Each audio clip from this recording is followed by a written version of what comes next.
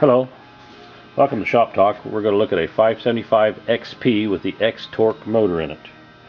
It's 4.5 cubic inch, 73 cc's. It develops 5.7 horsepower. The empty weight, excluding the bar and chain, is 14.5 pounds. It has a 24-inch Oregon sprocket nose bar with a chisel, skip, chain. 0.050 gauge.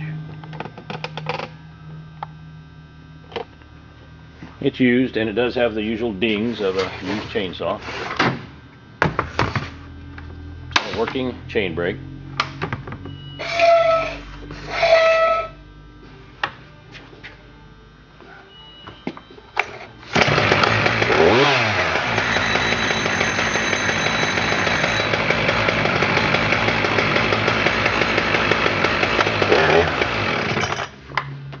Let's go out and make a cut with it now.